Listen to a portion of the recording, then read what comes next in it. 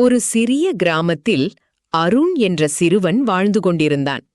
அவன் மிகவும் ஏழை குடும்பத்தை சேர்ந்தவன். அருணின் அப்பா தினக்கூலி வேலை செய்தார். அம்மா வீடுகளில் வேலை செய்து குடும்பத்தை நடத்தினார்.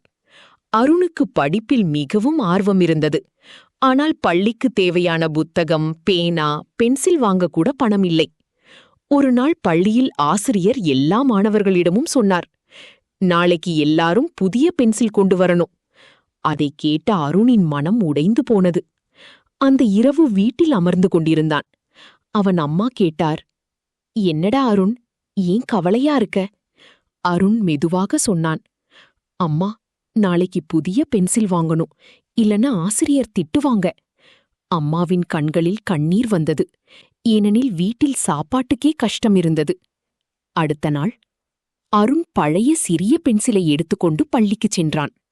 வகுப்பில் எல்லா குழந்தைகளும் புதிய நிறமுள்ள பென்சில்களை காட்டினார்கள். சில மாணவர்கள் அருணை பார்த்து சிரித்தனர். அட, இதுவா பென்சில்? இது முடிஞ்சு போகப் போகுதே என்று கேலி செய்தனர்.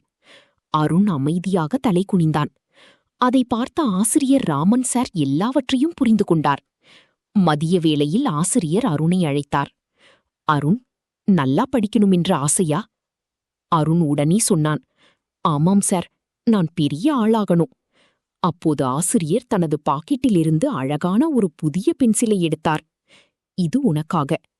அருணின் கண்கள் மகிழ்ச்சியில் பிரகாசித்தது. சார், இது ரொம்ப விலையுயர்ந்தது போல இருக்கு. ஆசிரியர் சிரித்தார். பென்சிலோட விலை முக்கியமில்லை, அதை பயன்படுத்தி நீ என்ன ஆகிறேன்னு தான் முக்கியம். அந்த வார்த்தைகள் அருணின் மனதில் ஆழமாக பதிந்தது. அந்த நாள் முதல் அவன் அந்த பென்சிலை மிகவும் கவனமாக வைத்துக் கொண்டான்.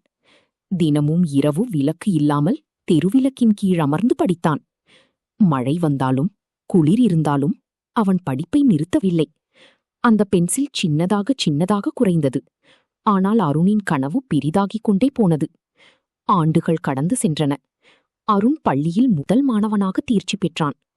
பிறகு கல்லூரியில் ஸ்காலர்ஷிப் பெற்று என்ஜினியரிங் படித்தான். அவன் மிகவும் உழைத்தான்.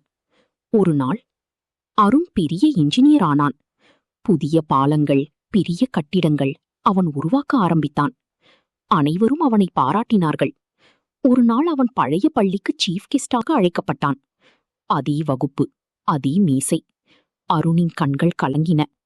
அவன் மேடையில் பேச ஆரம்பித்தான். நான் இன்று இங்கே நிற்பதற்கு காரணம் ஒரு சிறிய பென்சில். எல்லோரும் ஆச்சரியமாக பார்த்தனர்.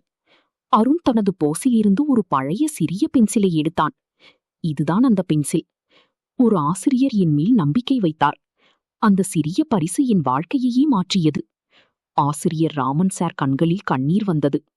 அருண் தொடர்ந்து சொன்னான், ஒருவருக்கு நாம் கொடுக்கும் சிறிய உதவி அவர்களின் எதிர்காலத்தையே மாற்றலாம்.